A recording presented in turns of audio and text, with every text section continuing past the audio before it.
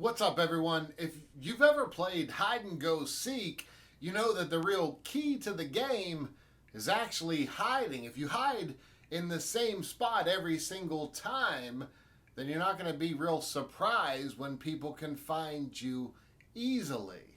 Now, that might seem so obvious, but think about this. In life, when people push your buttons, they know exactly what to push to get you angry. In other words, it's like coming to the same spot and seeing you hiding in the same place every time. Instead of playing hide and stay seek, consider changing your spot. Psychologically, here's what this means. If every time someone initiates a conversation or just throws out a comment that can push your buttons, that can get to you, that can trigger you to react in ways that you're not comfortable reacting, then be mindful that it's not on them, it's on you to change your own spot. The world is what it is, but it's your reaction to it that makes all the difference. So instead of playing hide and stay seek, I want to invite you to play hide and go seek. In other words, change your spot.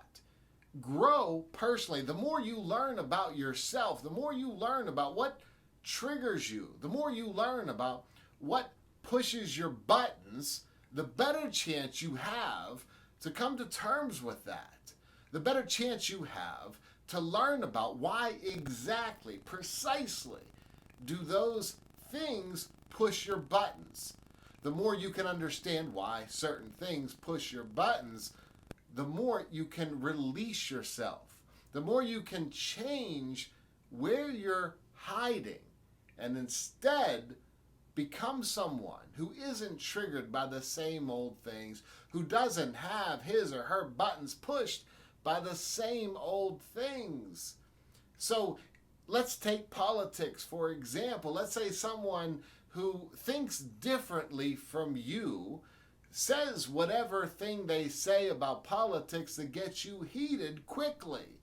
You're becoming heated quickly because you've stayed in the same spot. They're finding you. But what if you learned enough about yourself to recognize that what people say has to do with them, not with you? What if you learned enough about not only yourself, but about human interaction to understand that you don't need to control other people's thoughts. You don't need to control other people's minds. But when you're angry over politics and things like that, you are convinced, internally at least, that you must convince others to think the way you do. And if you can't, then you get really heated. You get into arguments with people. See, the reality is that people think differently. And that's okay. You think differently from others. But we become very egotistical, very self-centered in believing that our perspective is the complete, definitive perspective on life.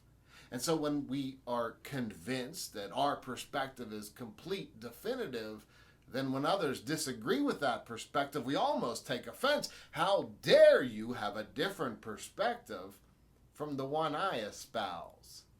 And think about that. When we really put it in that context and realize the reality of how self-centered it is for us to demand that others should think the way we do, then it's really humbling. We step back and we say, oh my goodness, was I actually doing that? Was I demanding that others must think the way I do?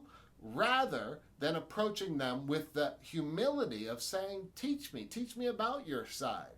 Maybe, in fact, you're seeing things that I simply don't see, and I would love to learn, I would love to grow. The truth is that as long as we're alive, we have more to learn.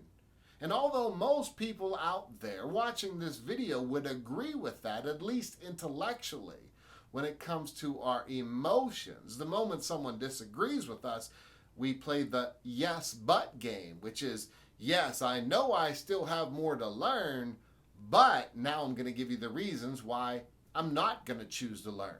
Now I'm going to give you the reasons why I'm not going to choose to open my mind to see other perspectives. The yes but game is one of the ego's defense mechanisms that allows us to stay trapped in what we already know rather than push ourselves to learn and grow. Hey, if you like that concept of hide and stay see, you can find that and a bunch of others in this book called Mastering What You Practice. I believe that the more we practice something, the better we get at it. Whether it's guitar, whether it's something we do in sports, whether it's complaining a bunch, whatever we do, we master what we practice. So the point of this book is, it's a workbook too, 50 exercises. The point of it is to push yourself, to learn, to grow, to recognize that whatever you're doing on a daily basis is something you're practicing. And the more you practice it, the more you eventually master it. Be mindful what you're practicing because you're getting really good at it. And ultimately, all of us really want peace. That's why my whole channel, everything I do, is devoted toward bringing you peace. So until next time, as always, I wish you much peace.